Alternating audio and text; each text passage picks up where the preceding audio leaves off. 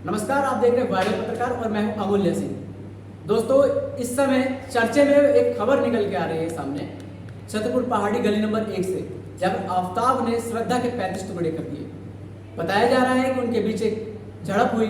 उसी झड़प में आफ्ताब ने गर्दन दबा के पहले तो श्रद्धा का मर्डर कर दिया, उसके बाद 35 टुकड़े में बांट दिया उसको। इसी पर चर्चा करने के लिए हमारे साथ जुड़ चुके हैं विशाल जी। आपका बहुत बहुत धन्यवाद जो आपने कीमती समय हमको दिया। अमूल्य जी, बहुत बहुत धन्यवाद आपका।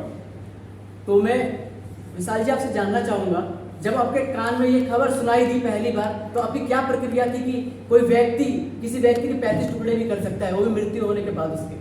बिल्कुल, एक बार तो लगा ऐसा कि ऐसा कैसे कोई कर सकता है, लेकिन हुआ, उसने किया, जो कि मैं जानता हूं कि अब तक की हमारे यहाँ की सबसे दुर्दांत घटना है ये।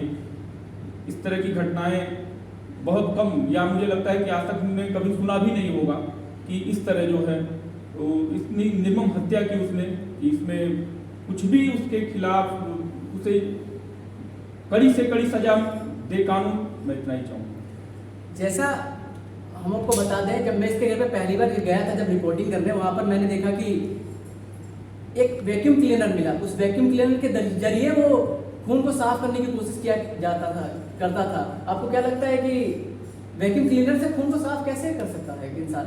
नहीं, साफ उसने तो साफ करने का पूरा प्रयास किया और घटना होने के 6 महीने बाद पुलिस को इसकी जानकारी मिली, लेकिन फिर भी फॉरेंसिक टीम जब वहां पे पहुंची तो उन्हें वहां पर खून के धब्बे मिले हैं, ऐसा सुनने में आ रहा है। ये जो आपको बोला कि आपने जो खून के धब्बे मिले वो किचन में मिले थे। बिल्कुल बिल्कुल, तो उससे जरूर कुछ ना कुछ पुलिस को मदद मिलेगी, लेकिन मुझे लगता है कि अभी तक पुलिस के हाथ लगता है खाली है। नहीं सर, पुलिस से ही निकल के सामने आया था कि आफ्ताब ने 35 टुकड़े कर दिए उसको। ये खबर आपको बता दूं कैसे पुलिस तक पहुंची। पुलिस तक ऐसे पहुंची कि जो उसके मित्र थे, उसके मर्डर करने के बाद भी वो सोशल मीडिया पे श्रद्धा के ऑनलाइन रहा करता था। बिल्कुल बिल्कुल, उसमें वो क्या करता था, इसके ट्विटर हैंडल को, इसके इंस्टाग्राम को फॉलो करता रहता था कि जिससे कि लोगों को पता ना चल सके कि श्रद्धा जो की मृत्यु हो चुकी है। इसमें एक चीज और मैं जोड़ना चाहूंगा कि ये जो ऑर्डर करता था खाने का, उसमें ये 2 लोगों के लिए खाना मंगाता था, जिससे कि अगल बगल के लोगों को ये पता ना चल सके कि श्रद्धा है कि नहीं है। यानी अपने आप को बचाने के लिए इसने भरपूर प्रयास किया।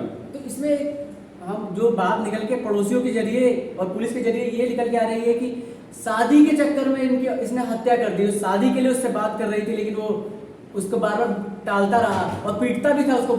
2 साल पहले केस दर्ज किया गया मुंबई में, जिसमें पता चला कि उसको पीटता था। उसके बाद उसने जब पीटा था उसने श्रद्धा को, तो उसने एक केस दर्ज कराया था मुंबई में। हम बिल्कुल जिसमें उसने शारीरिक शोषण का जो है केस, एक एप्लीकेशन दी थी, केस नहीं दर्ज कराया था, एक एप्लीकेशन दी थी, और बाद में जो है इन लोगों ने फिर कॉम्प्रोमाइज कर लिया था, आपसी सुलह जिसे कहता है, फिर वो मामला खत्म हो गया था। लेकिन यदि श्रद्धा ने उसी समय यदि अपने आप को प्रोटेक्ट किया होता और सही कदम उठाया होता तो शायद आज हमारे बीच में श्रद्धा जिंदा होती। तो क्या आपको लगता है कि क्या श्रद्धा जो यहाँ पर आई थी झूठ बोलकर, मकान मालिक से झूठ बोला था इन लोगों ने कि हम लोग शादीशुदा हैं, जबकि लिविंग में रहा करते थे वहां पर? देखिए, लिविंग में रहना ये बहुत समझ जाइए कि इस घटना के बाद लिविंग में रहने वालों के लिए एक बहुत बड़े खतरे की घंटी है। उन्हें परिवार से बगावत करके लिविंग में रहना, इस तरह के रिश्तों को रखना, समझ जाइए कि फिर आने वाले समय में फिर कोई आफ्ताब बन जाएगा और एक नई श्रद्धा पैदा हो जाएगी। तो क्या लिविंग गलत है क्या? बिल्कुल गलत है, बिल्कुल गलत है। यदि आपको साथ में रहना है तो समाज में सामाजिक दृष्टि से रहिए। आप शादी कर लिए, शादी करके साथ में रहिए। समाज जो है आपको कहाँ मना कर रहा है? देखिए, इस देश में कानून भी कुछ इस तरीके का है।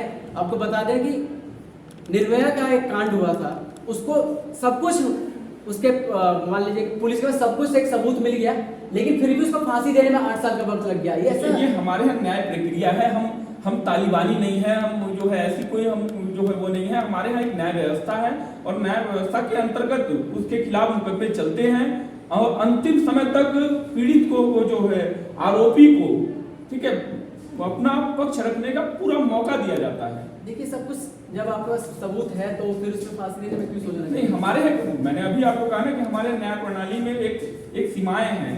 एक तो स्टेज है, एक के बाद दूसरा है, दूसरे के बाद तीसरा, तीसरे के बाद चौथा है, और अंतिम विकल्प जो है किसी आरोपी को यदि बचना है तो फिर राष्ट्रपति के पास जाना पड़ता है, उनसे न्याय की गुहार लगानी पड़ती है। यदि वह भी हमें अपनी जो सजा न्यायालय ने दे दी है, यदि उस सजा को वो चाहे तो कम कर सकते हैं या उसे उसको माफ कर सकते हैं, यदि वो भी ऐसा कर देते हैं तो फिर उसको सजा मिलेगी। देखिए, कहा जाता है कि आफ्ताब एक सातिर मर्डरर था, इसको कह सकते हैं। बिल्कुल बिल्कुल बिल्कुल। क्योंकि मैं उसमें बता दूं आपको, मारने के बाद, श्रद्धा के मर्डर के बाद भी 2 लोगों के लिए खाना मंगाता था, जिससे कि लोगों को ये नहीं पता चले कि वहां पर सिर्फ एक ही लोग जीवित हैं, वहां पर श्रद्धा और आफ्ताब दोनों ही रह रहे हैं। लेकिन उसके बाद एक मैं आपको बता दूं, चाय का भी इस्तेमाल किया करता था, रेडीमेड चाय मंगाया करता था, रेडीमेड ऐसे खाने को मंगाया करता था जो ज्यादा दिन तक खराब ना हो।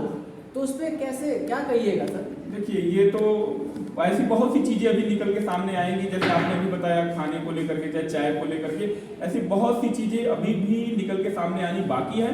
अब तो ये जो इसके तो पुलिस विवेचना कर रही है, जांच कर रही है, जांच में तमाम तथ्य सामने आएंगे और हमें इसके अलावा और भी कुछ नई नई चीजें हो सकता है विगत दिनों में पता चले।